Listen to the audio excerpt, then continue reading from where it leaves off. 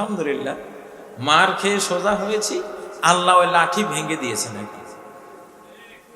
লাঠিকে একেবারে মেছেকার করে দিয়েছেন। এই লাঠি আর আমাদের উপরে নাই, আলহামদুলিল্লাহ। কিছু মানুষ পৃথিবীতে আসে আযাব হিসেবে, আর কিছু মানুষ আসে রহমত হিসেবে।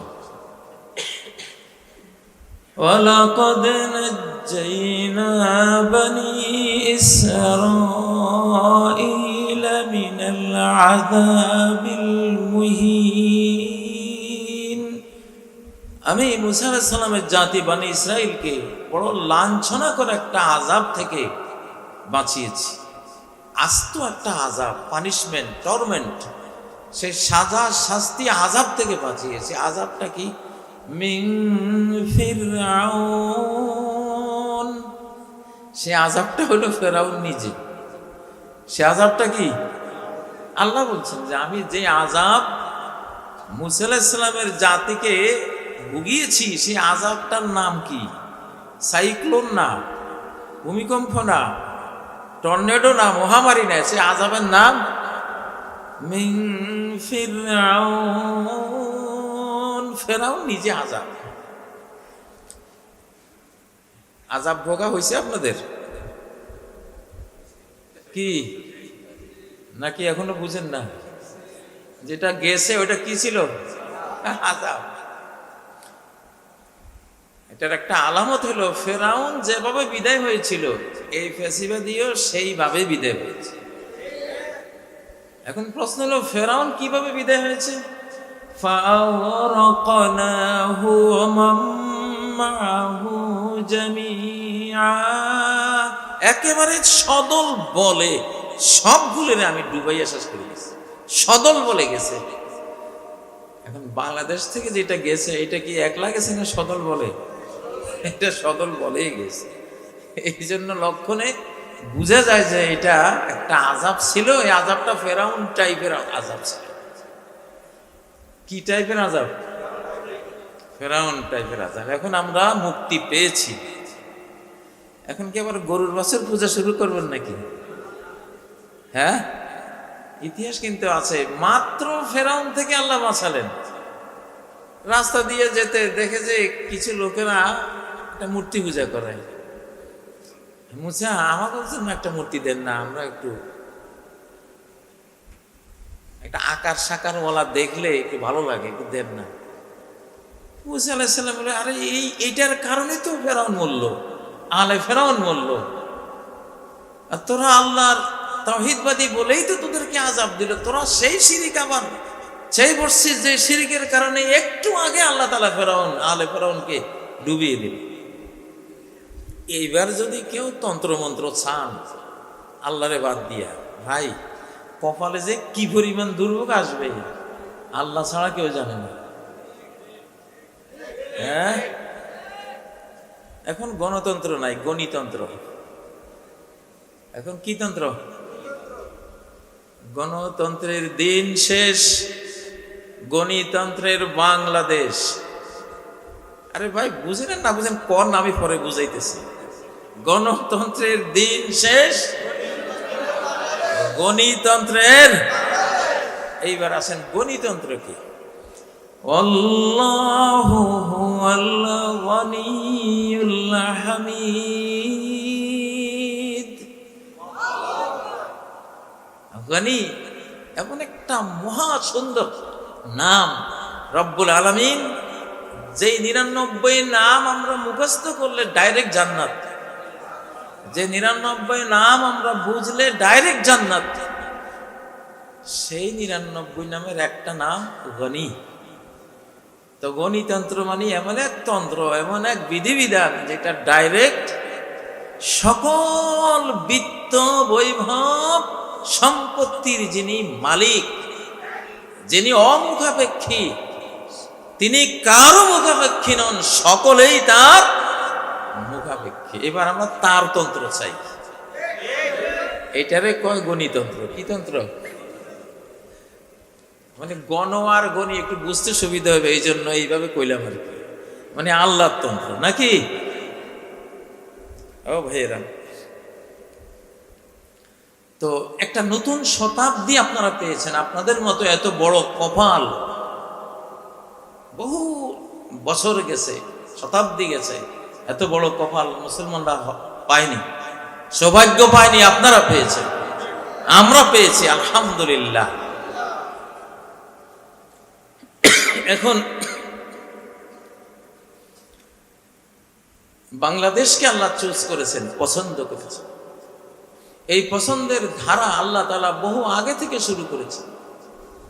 বহু আগে থেকেই দেখেছি বাংলাদেশের মানুষ পাগল পড়া হয়ে, মাতোয়ারা হয়ে নিজের সন্তানকে হাফেজ বানাবার জন্য কি জানি এক মন্ত্রমুগ্ধের মতো তারা আকুতি জানায়। যেসব রিচ ফ্যামিলি, ধনী ফ্যামিলি, কোনোদিন মা বাবা পশ্চিম থেকে ফিরে আষাঢ়ও খায়নি, নামাজ পড়া তো দূরে থাক, পশ্চিম দিকে ফিরে একটু পড়ে যায়, এটাও যাদের সৌভাগ্য হয় নাই, ওরা আসে যে হুজুর বাচ্চাটার একটা হাফেজ বানাবো, মেয়েটারে হাফেজ বানাবো। 25 লক্ষ হাফেজ এখন বাংলাদেশ, 1 কোটির মতো আছে পাইপ লাইনে, এগুলি হাফেজা হবে। এইটা পৃথিবীর কোন দেশে এই সংখ্যায় নাই, কোন দেশে নেই। এইটা আল্লাহ তাআলা আমাদেরকে যে তিনি কোরআন দেবেন, আমাদেরকে যে তিনি তার দ্বীনের খেদমতে লাগাবেন, এটার প্রস্তুতি বহু বছর থেকে তিনি করেছেন। সুবহানাল্লাহ।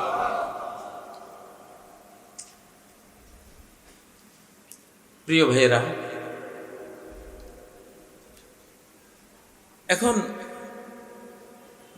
মূল যে একটা যুদ্ধটা হলো দুইজনের মধ্যে। মূল যুদ্ধ কয়জনের মধ্যে? এক পক্ষে রহমান আর এক পক্ষে শয়তান। মূল যুদ্ধ এই দুই পক্ষের মধ্যে। কোন দুই পক্ষ? রহমান আর শয়তান। কোরআন শুরু করলে কি এই যুদ্ধ টের পান? প্রথমে বলেন আউযু বিল্লাহি মিনাশ শাইতানির রাজীম, ঠিক না? মানে যুদ্ধ শুরু, ফায়ার শুরু। এরপরে কি বলেন? বিসমিল্লাহির রহমানির রহিম। যুদ্ধটা হচ্ছে শয়তানের রাজিম আর রহমানের রহিম, এই দুই পক্ষে,